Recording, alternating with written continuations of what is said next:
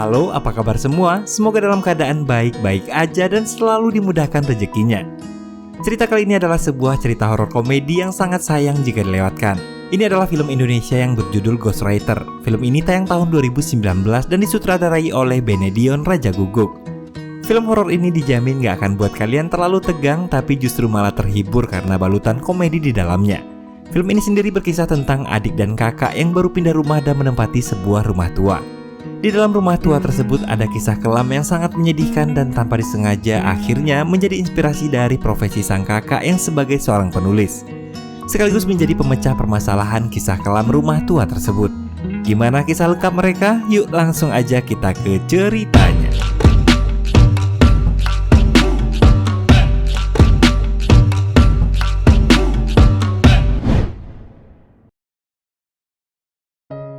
Film ini diawali dari cerita tentang seorang kakak dan adik yaitu Naya dan Darto.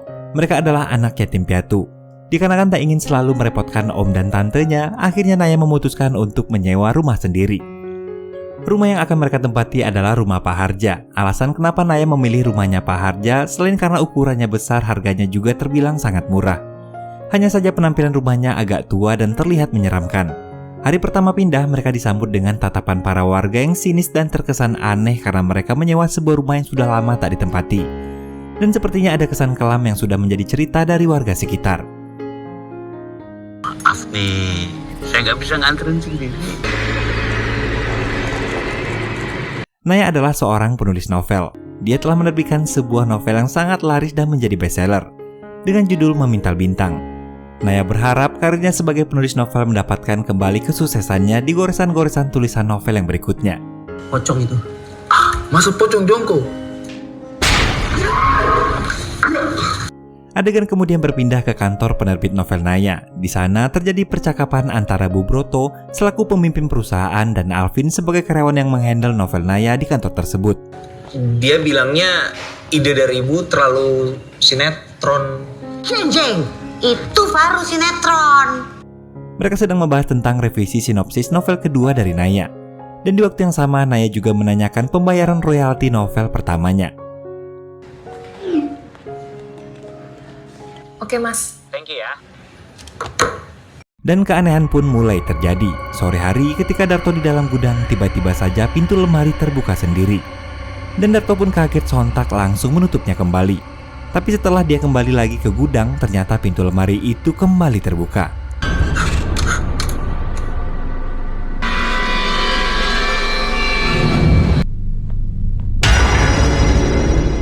Singkat cerita, malam pun tiba. Darto bertanya kenapa kakaknya tak menaruh curiga tentang rumah sebesar ini yang disewakan dengan harga yang sangat murah. Naya pun mengatakan bahwa menurut dia ini adalah suatu keberuntungan. Darto meminta Naya untuk memutarkan sebuah lagu agar suasana rumah tak terlalu sepi. Darto, masih aja lo penakut. Ih, gak lagu itu juga dong. Tak berapa lama terdengar bunyi bel pintu yang bersautan dengan suara petir karena hari itu sedang turun hujan. Ikut. Serem. Darto pun merasa ketakutan. Ternyata itu hanyalah seorang kurir yang mau mengantar makanan yang dipesankan oleh Naya. Tandanya ada makhluk halus yang nyamperin.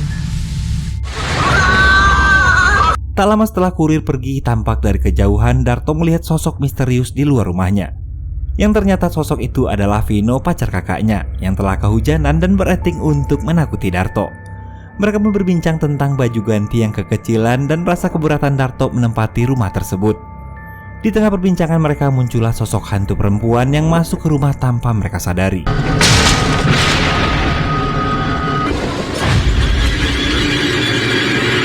Sesaat sebelum tidur, Naya dan Darto mengalami beberapa keanehan. Di saat Darto sedang cuci muka, secara mengejutkan, tiba-tiba keran air menutup dengan sendirinya. Sementara itu di kamar Naya terdengar suara-suara aneh di atas atap kamarnya. Darto yang ketakutan pun akhirnya berlari ke kamar Naya dan menceritakannya, tapi malah dimarahin. Gue yakin banget di rumah ini ada penunggunya, Kak. Percaya sama gue, lo gak akan kenapa-napa. Kita gak bakal digangguin sama mereka. Keesokan paginya, Naya membuka atap kamarnya untuk memastikan rasa penasaran atas keanehan semalam yang terdengar dari atap kamarnya. Naya pun tak melihat apapun di sana, hanya mendapatkan sebuah buku diari yang berisi sebuah curhatan dari seorang laki-laki. Yang keberadaan laki-laki tersebut sangat dibenci oleh sang ibunya sendiri dan dianggap sebagai pembuat masalah dalam keluarga. Hingga akhirnya laki-laki itu nekat untuk bunuh diri. Mungkin sebaiknya saya pergi aja dari dunia ini. Di hari berikutnya saat Naya sedang ingin membaca kembali buku di hari itu, tiba-tiba Naya melihat sosok hantu berwajah putih terlihat marah dan menunjukkan jari ke arahnya. Tak lama kemudian Naya pun pingsan. Di waktu yang bersamaan Darto yang sedang belajar pun mendapat gangguan ketika pulpennya tiba-tiba bergerak sendiri dan menuliskan kata-kata "kalian kurang ajar, cepat pergi dari sini".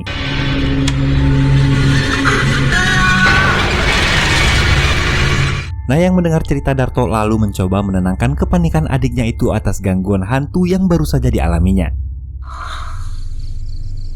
Gue temenin lo pokoknya. Gue udah bayar uang sewa rumah ini buat 1 tahun. Please lah. Tolong coba betah-betahin dulu di sini.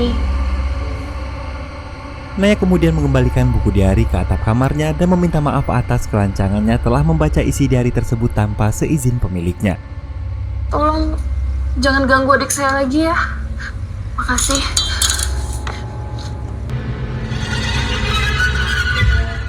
Ketika Darto sedang berada di sekolah, dia kemudian menceritakan kejadian aneh yang terjadi di rumahnya pada Billy. Tapi Billy malah mencandainya. Bisa minta setan izin sekalian gak? Apa PR agama kali ya? Kan setan, Bi. Billy lalu mengatakan dia tahu orang yang paham tentang hal-hal gaib. Dan orang itu adalah Pak Saidi, penjaga sekolah. Lalu Darto meminta Pak Saidi untuk menghilangkan hantu-hantu yang ada di rumahnya.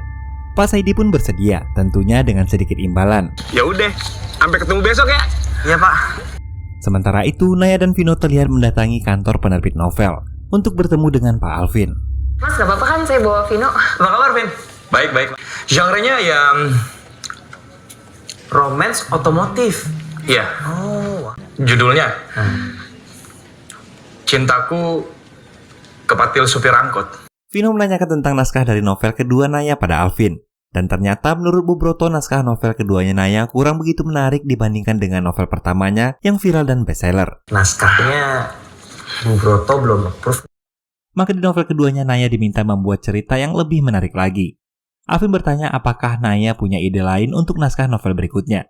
Ada ide lain nggak? Kan gue sempat minta sinopsis lagi kemarin sama lo. Karena Naya terlihat kebingungan dan tak punya ide sama sekali, akhirnya Pino pun menyuruh Naya untuk menceritakan saja isi dari buku diari yang ditemukan di atas atap kamarnya. Pada awalnya Naya sempat ragu dan menolak. Namun pada akhirnya Naya pun memberikan sedikit alur ceritanya. Setelah diceritakan, Pak Alvin terlihat sangat senang dan yakin bahwa ini akan menjadi novel yang sangat laris dan menarik. Itu tentang seorang cowok yang punya diary. Dia bunuh diri. Malam harinya Darto berbincang dengan Naya tentang kelanjutan sekolahnya. Kak, gue nggak apa-apa loh. SMA di sekolah yang lebih murah. Sekarang tugas gue untuk nyekolahin lo di situ juga. Adiguna itu sekolah yang bagus. Di saat yang bersamaan, Naya mendapat telepon dari Alvin yang mengabarkan bahwa Bu Broto sangat tertarik dengan sinopsis barunya, serta meminta Naya untuk segera menyelesaikan cerita novel barunya itu. Setelah berpikir ulang, Naya menghubungi Alvin dan mengatakan kesediaannya untuk menyelesaikan cerita tersebut. Kemudian Naya kembali memberanikan diri untuk mengambil buku diari yang di atap kamarnya dan mulai fokus membaca dan membuat sinopsis barunya.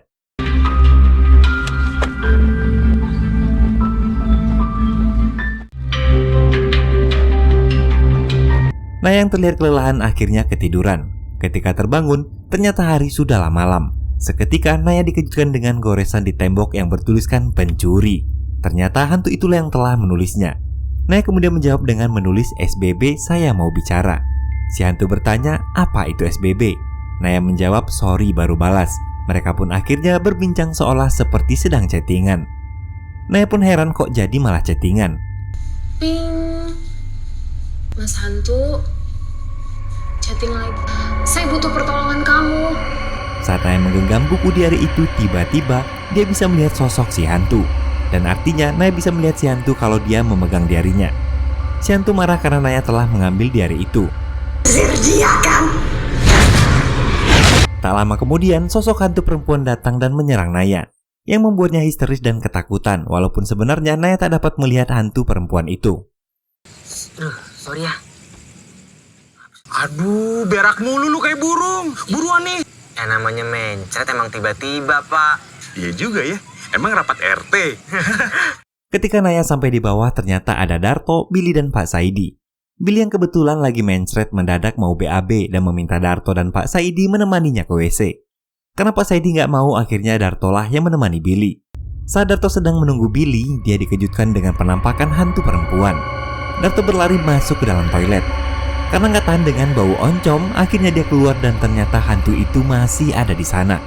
Terpaksalah Darto kembali ke dalam toilet dan menikmati bau oncom yang sangat segar. Naya yang melihat sosok Pak Saidi sedang menerawang keberadaan si hantu, kemudian mengusir Pak Saidi agar tak mengusik keberadaan si hantu tersebut. Darto dan Billy sangat ketakutan karena hantu perempuan itu terus menggedor-gedor pintu toilet. Tak lama kemudian si hantu pria datang dan menyuruh hantu perempuan itu pergi. Setelah hantunya pergi, Darto dan Billy yang belum cebok pun langsung lari terbirit-birit. Naya mencoba menenangkan keduanya dengan mengatakan kalau dialah yang telah menakut-nakuti mereka. Itu gue. Hah? Oh, apaan nih? Gue kerjain deh. Ya kan Naya. Naya menyuruh Darto untuk menginap di rumah Billy selama beberapa hari. Dikarenakan Naya berniat ingin kenal lebih jauh dengan sosok Mas Hantu. Gak apa-apa kan, Bill? Nggak apa-apa, Kak. Bocor-bocor, jadi lo nginep agak lama aja ya. Lagian juga saya kebetulan lagi butuh teman berak. Nah, Keesokan harinya Naya memulai berinteraksi dengan Mas Hantu. Dengan sengaja Naya menyediakan sesaji untuk dihidangkan ke Mas Hantu itu. Namun Mas Hantu bilang ke Naya kalau dia kebanyakan nonton film horor. Mas Hantu mengucapkan terima kasih atas bantuan kejadian semalam. Dan setelah itu mereka saling berkenalan. gue Naya. Saya Galih. Ternyata Mas Hantu itu bernama Galih. Kemudian Galih bertanya pada Naya apa yang mau dibicarakan. Naya pun akhirnya menjawab bahwa dia ingin meminta izin untuk menjadikan diarinya Galih sebagai novel.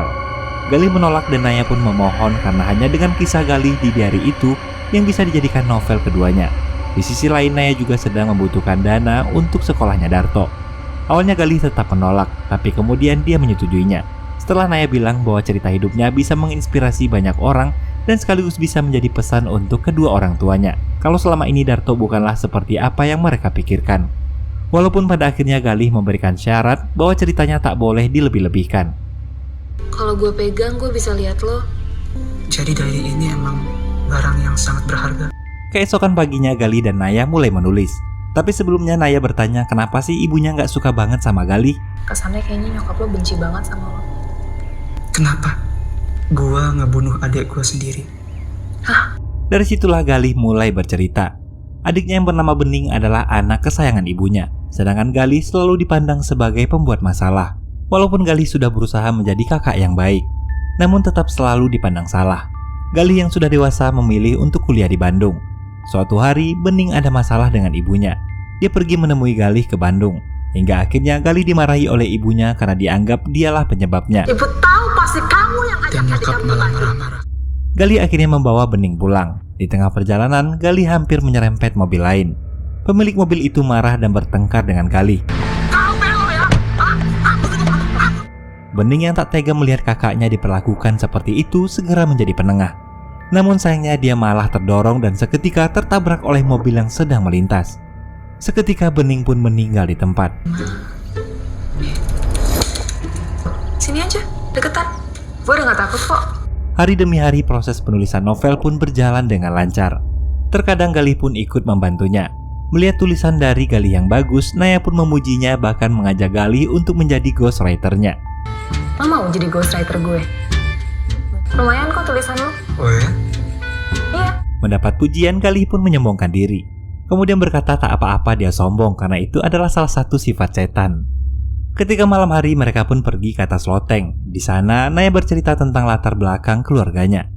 Selama berhari-hari mereka lewati bersama saling membantu agar novel ini cepat selesai.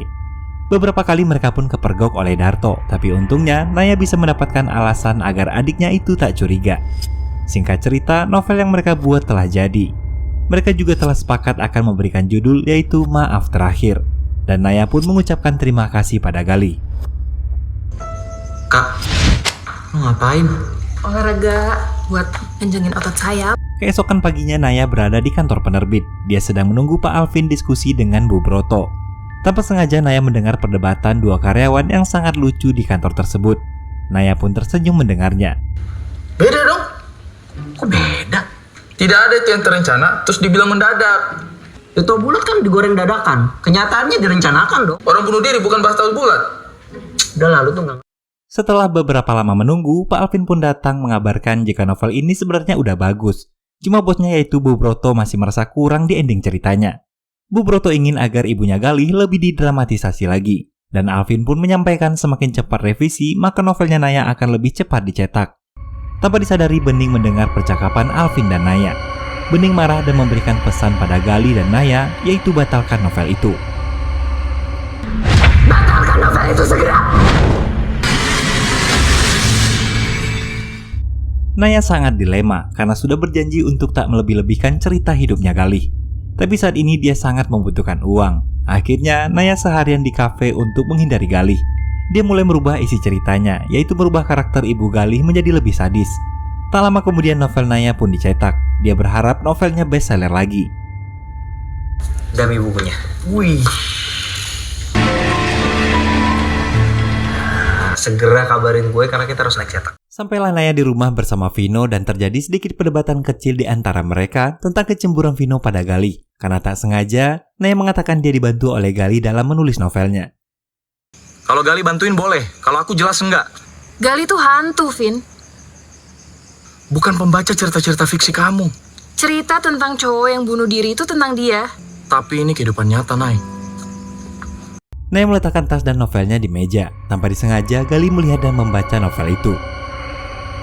Seketika dia kaget karena Naya merubah karakter ibunya menjadi lebih kejam. Galih pun sangat kecewa pada Naya. Saya kira kamu bisa dipercaya. Saya cuma minta satu syarat.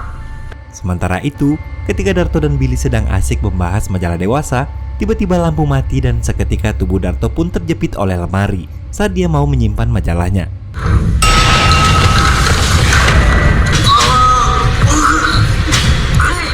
Naya pun langsung meminta maaf dan dia pun menghapus file novelnya itu, lalu meminta agar mereka jangan mengganggu adiknya. Setelah itu teror seketika berhenti.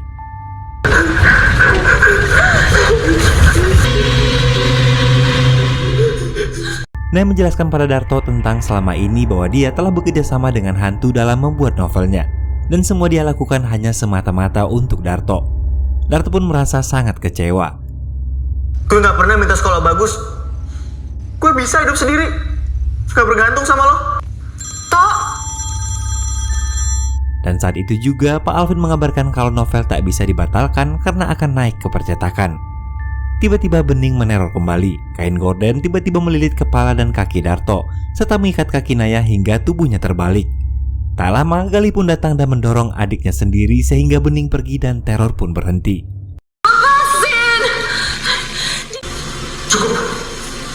Gali! Tolong! Aku bilang cukup! Darto yang ketakutan langsung pergi dari rumah.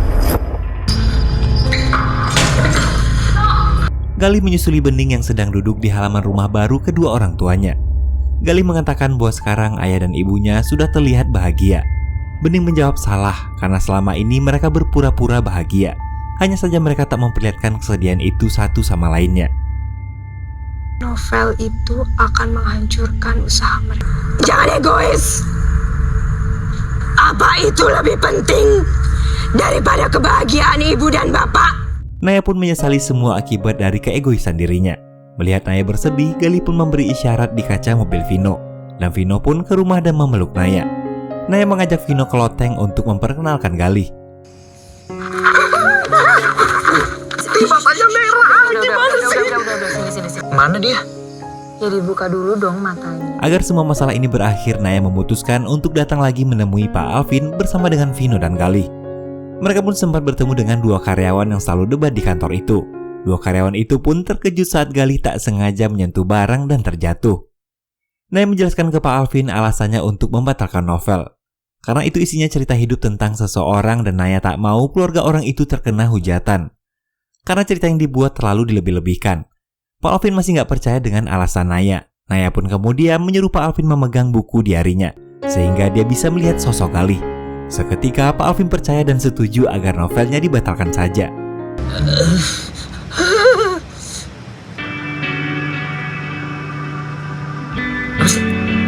Temenin, gue takut. Galih pun mencoba memastikan kembali perasaan Naya setelah berhasil membatalkan percetakan novel keduanya. Sesaat kemudian saat Galih memegang tangannya Naya bisa melihat Bening. Seperti waktu Naya bisa melihat Galih saat memegang diari milik Galih, yang artinya ternyata tanpa Galih sadari selama ini Bening sangat sayang pada dirinya. Bening gak benci sama lo. Aku gak pernah benci sama kamu, Mas. Akhirnya Bening pun menjelaskan dia tak pernah membenci Galih. Dan Bening pun sangat tersiksa saat melihat Galih bunuh diri. Tapi dia tak tahu apa yang harus dia lakukan.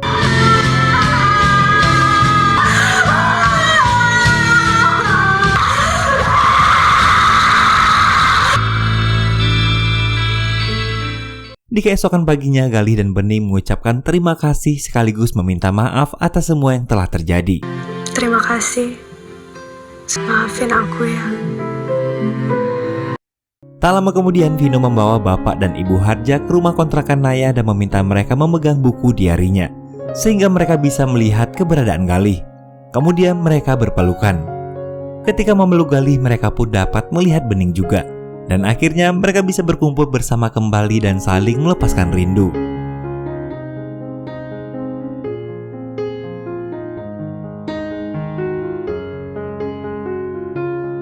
Setelah itu tak lama Galih dan Bening pun menghilang. Mereka sudah tenang pergi ke alamnya. Kabur-kabur lagi. Gue kirim lo ke panti asuhan. Di akhir film, Darto yang kabur pun akhirnya pulang kembali. Gak ada lagi pokoknya baca majalah-majalah kayak gitu. Itu majalah punya siapa ya? Darto, Kak. Awas kalau sampai Naya tahu itu majalah dari gua ya. Kemudian, seiring waktu selain Naya sudah bekerja sebagai copywriter, kini Naya telah berhasil membuat novel keduanya berjudul Ghostwriter. Dan isinya menceritakan tentang sosok Galih si hantu penulis. Naya dan Darto akhirnya sering main ke rumah ibu dan bapak Harja. Mereka sudah dianggap sebagai anak sendiri. Mereka bahagia seperti keluarga seutuhnya. Wah, hidup lagi kayak keluarga. Bisa kali minta uang jajan. Apa? Ini yang pantas buat imut-imut. Dan yang pasti kini ibu dan bapak Harja sudah menerima dan mengikhlaskan kepergian kedua anak yang sangat dia cintai. Dan film pun selesai.